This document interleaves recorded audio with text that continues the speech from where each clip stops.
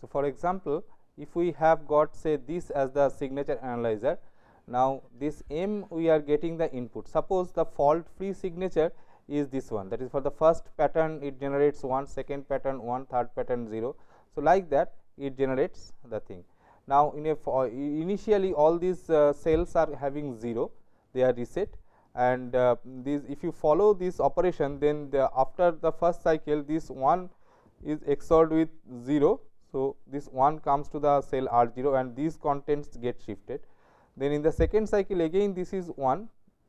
So, this 1 will be XORed with again 0. So, 1 comes here and 1 goes there. So, that way at the end of all the test pattern application, so we have got this response as 1 0 1 1. So, this is the fault free signature or also called the golden signature. Now, if there is a fault, like say there is a fault F1 such that for this particular pattern the response instead of being 1 it is 0. Okay. Then this then if we follow the operation, then at the end we find that the response signature becomes 1 1 1 0, which is different from 1 0 1 1. So, if we do a fault simulation before running this session, so if we do a fault simulation, we can check that we can identify that situation, that if this is 0. So, let's say due to fault F1, so this output has become 0 and this output has become 1. Okay. So, these two are the changes. The rest of the patterns they did not have any effect on this on this particular fault, but these two patterns their responses got changed. So, ultimate response is 1 1 1 0. So, through fault simulation we may know that if the response is 1 1 1 0, that means it is fault F1. Similarly, if the fault F2 has occurred, maybe this response and this response, so all these have changed. So, this pattern, this and this, all these test patterns the responses are different. So, in that case we can say that there is a signature, the signature is 1 0 1 1. So, in this case you see that this has aliased with the fault free response. So, fault F2 could not be detected by this particular signature analyzer. Okay. So, this is the aliasing that has occurred. So, the fault free response and the faulty response they are becoming same. Another possibility of this signature analysis is the multiple input signature register. The problem with single input signature register is that we have got only one input to the signature register. So, if a circuit has got multiple outputs, then we need some sort of parallel to serial converter to be used before that, so that we can send all those responses serially. And it is very difficult also, because after applying one test pattern, so you have to shift in all those outputs into that chain and all that. Or other option is that out of the say m outputs of the system, you select one output and only use that output for signature analysis. So, in that case also we will miss many cases, many interesting situations that may occur. So, other possibility is to have a multiple input signature register, or MISR. So, here for each of these, so each cell this XOR gate, so we have got another input here. So, in the previous case these individual cells we did not have the XORs. So, now we have got individual cells as XORs. Now, this M0, M1, M2, so they are fed as patterns to this individual flip flop, individual XOR cells. Now, an n input MISR, it can be remodeled as a single input SISR with effective input sequence MX and effective error polynomial EX. So, this is a theoretical result, we do not have time to go into that, but the effective input sequence MX is M0x plus x M1x plus x n minus 2 M n minus 2 x, like that, and the error polynomial is this one. So, if this if there is some error, then this error polynomial will tell us what will be the signature at the output. So, again it follows that polynomial division philosophy, and the remainder is the error polynomial. Coming to the example, so this is that 4 stage MISR we have. So, M0, M1, M2 and M3, so they are fed here. So, M0 is first this M0 is coming here, then after one cycle. So, since this is a shifted version, so we can also consider as if this M0, M1, M2, M3, so they are getting shifted, because this is 0. So, when this first line of M1 is applied, so that will not have any effect. So, this will the M1 will remain unaltered. So, that way it will go. So, this equivalent this 4 stage MISR, when we apply M0, M1, M2, M3. So, M0, M1, M2, M3s are like this, they are applied in a time shifted fashion, then this is the resultant polynomial M. So, the previously that Mx that we are talking about, so this becomes the equivalent M sequence, and aliasing probability is given by this expression. Now, that is about the this test pattern generator and the response analyzer. Now, there are several logic based architectures. There can be 4 types of logic based architectures. No special structure to the, when in one case we don't have any special structure to the circuit. We use there are scan chains in the circuit, so we try to use those scan chains. We can configure the scan chains for test pattern generation and output response analysis, because this test pattern generator, so it is nothing but a set of flip flops and XOR gates. So, if we can modify the scan chain itself, so that in some test pattern generation mode, so it will be acting, the XORs will get activated. So, that way it can act as the test pattern generator. And the response analysis, here also there is some summation. So, that is also acting as some XOR gates are there in the circuit that is getting inserted. So, if we can modify the circuit, so that we can if we can modify the scan chain, so that when required they can act as pattern generator or response analyzer. So, that can be done. So, if it is done, then also this is going to be useful, or we can use concurrent checking circuitry of the design. So, that can also be done. So, the first one is the centralized and separate board level BIST or CSBL. Here 2 LFSRs and 2 multiplexers are added to the circuit. The first LFSR acts as pseudo random pattern generator, second LFSR acts as the single input signature register. The first multiplexer selects the input and another routes the primary output to the SISR. So, what is happening is that there is a pseudo random pattern generator and there is one SISR. So, these two are added, and then these primary inputs are there, but from the pseudo random. So, in the test mode, this multiplexer will select the primary input, the pseudo random pattern that are generated to be applied to the circuit, and then this k equal to log m. So, this basically if there are m lines going out of there are m primary outputs going that are there, then out of that, so it will select which of them will go to the SISR. So, basically this outputs will be fed serially to the SISR. So, after applying one pattern, after this pseudo random pattern generator has generated one pattern, and through this multiplexer it has been applied. So, there are m outputs, so those m outputs will be selected serially and put into this SISR. So, this structure can be used as a for board level So, we can if there are circuits which are fed by the same PRPG, so that also can be done. That also can be done by means of some other selection lines, like if the test signal given to the first module here. So, it can be given to some other module as well. So, we can select between the module to be tested or circuit to be tested. So, this is one type of board level BIST. Another one is built-in evaluation and self test or BEST type of structure. So, here we use a pseudo random pattern generator and a multiple input signature register.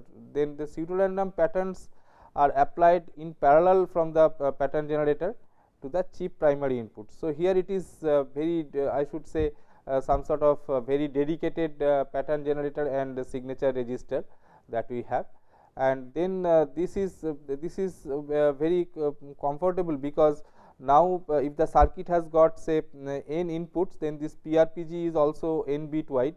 So, these n bits are generated and fed parallelly to the circuit, and similarly this if the circuit has got n outputs, then the MISR is an n bit output. So, that will be fed to this thing. So, this these patterns, the pseudo random patterns are applied in parallel from the PRPG to the chip primary inputs, and MISR is used to compact the chip output responses. So, this output responses will be compacted by MISR. So, there may be some bypass mechanism when the circuit we do not want to test. So, in that case this primary input will be applied directly to the circuit, or this outputs primary outputs will be available from this circuit, but in test mode. So, it will work like that. Another approach that we can have is LSSD, that is level sensitive scan design, that we have seen previously for on chip test, on chip self test, called low cost. So, this what it does, in addition to the internal scan chain, and external scan chain comprising all primary inputs and primary outputs is required.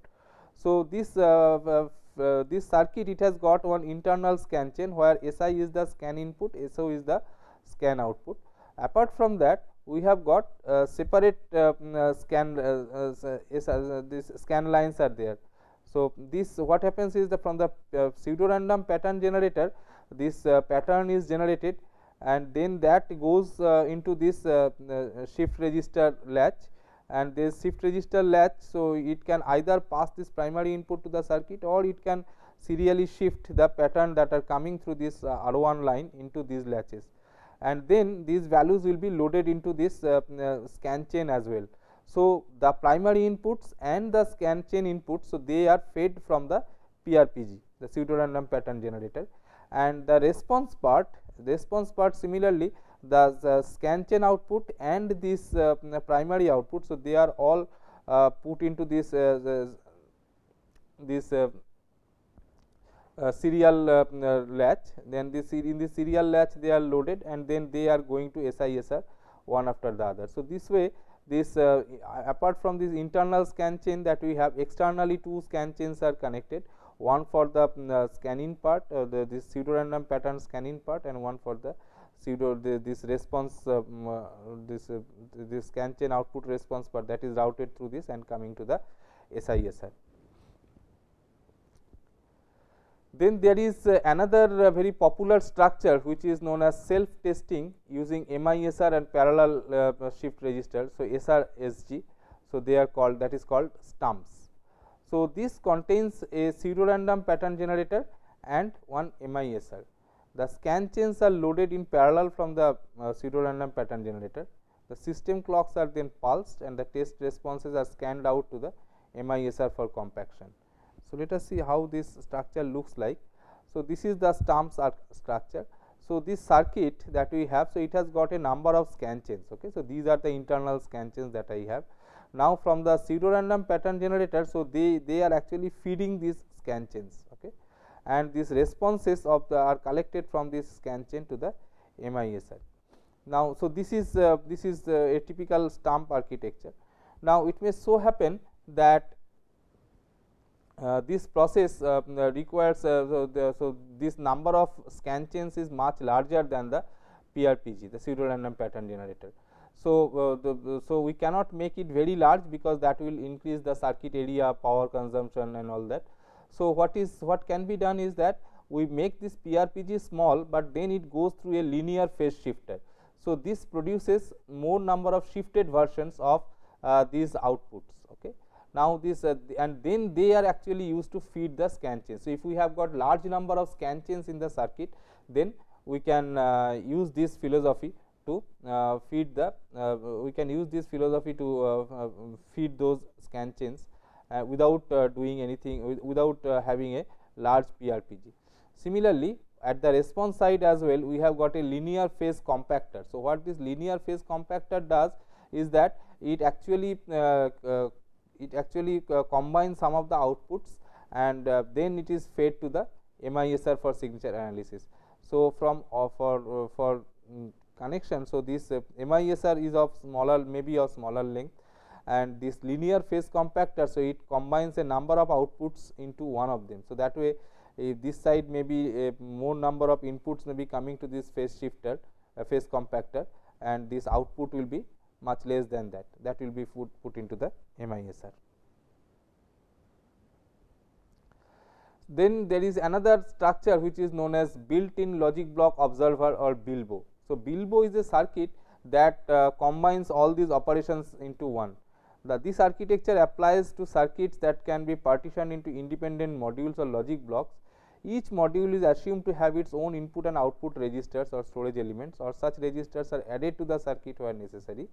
The registers are redesigned so that for test purposes they act as PRPGs or MISR. So, this is very important. So, these extra registers that we are adding, they themselves will act as pattern generator or signature register. So, this is a typical Bilbo structure.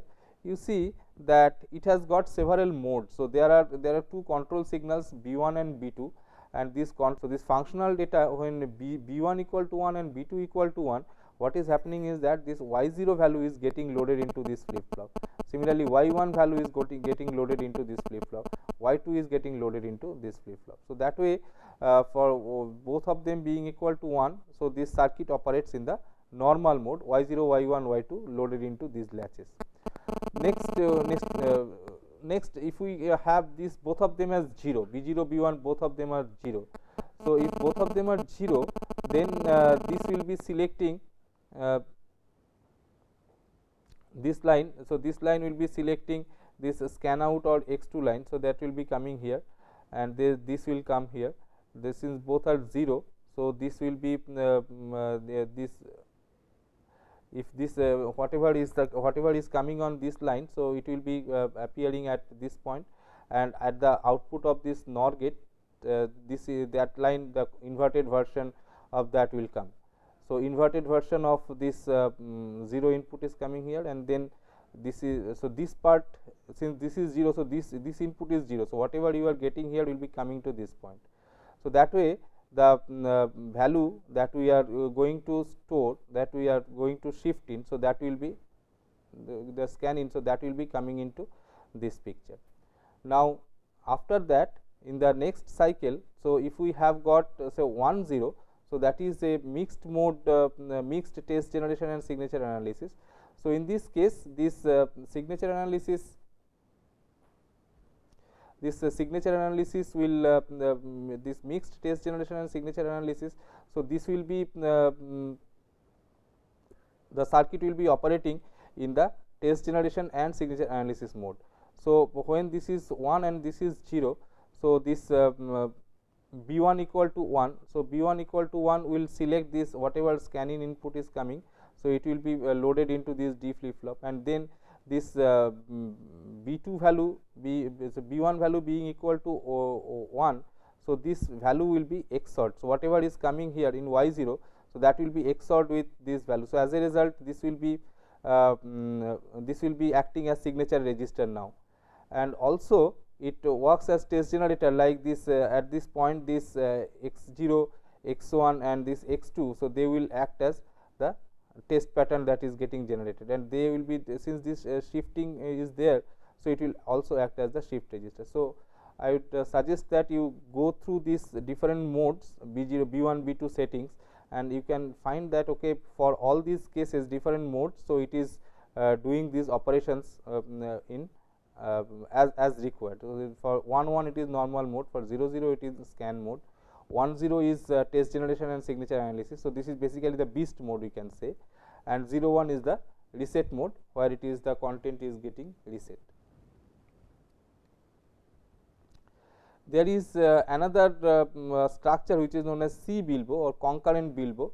So, here actually these individual stages are there, but they can operate simultaneously. So, this is here we have got 3 modes, like whenever B2 is 0, so that is the normal mode of operation. So, B2 being 0, so these cells are same as what we have seen previously. So, they will act as a normal mode of operation. When this is 1 1, so it will act as scan mode, and when it is 0 1, it will act as test generation and signature analysis mode. So, this is otherwise it is similar to that Bilbo structure, but it is concurrent Bilbo because we have got 3 different Bilbo modules, and they can act for 3 different modules in the circuit. So, all of them are tested parallelly. Then there is another structure which is circular self test path.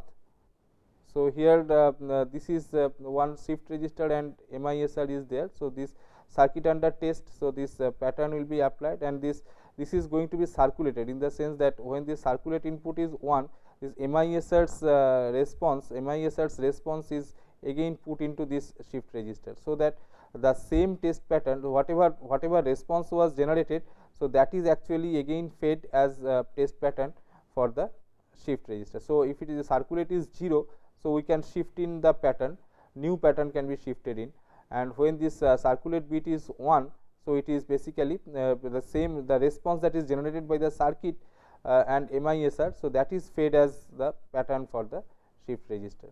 So, this way this self testing will work. Then there are concurrent self verification approach. So, here this pseudo random pattern generator that we have. So, we have got two circuit, the functional circuit and the duplicate circuit, and then we are have some checking circuitry. So, basically it checks whether these two responses are correct or not. So, if these two responses are same, then it will say it will check that whether if either of the circuit is faulty, then this response will not be same. Okay. So, that way it is some sort of I should say confidence that a circuit gets on its own operation, whether it is working correctly or not, because if the circuit is working correctly, then both the responses will be correct. If the checking circuitry says false, then either of them is faulty. Okay. So, there you can say that the system is not working properly. So, we can say that a faulty situation has been detected. So, the advantage is that we do not have any MISR sort of thing. So, that way it is going to be helpful. So, to summarize, so we have got different types of structures, we discussed some of them. So, out of all these structures that we have seen, the stumps is one industry standard. So, that is accepted widely for this BIST architecture, but the problem are due to this low fault coverage. So, there is some proposal that C Bilbo based architecture that could perform always that would perform, that whether this will give 100% fault coverage or not. So, that is a question in the C Bilbo, it is not yet established, and whether this pseudo exhaustive testing would become the preferred BIST technique. So, instead of going for the pseudo random testing, should we go for pseudo exhaustive testing.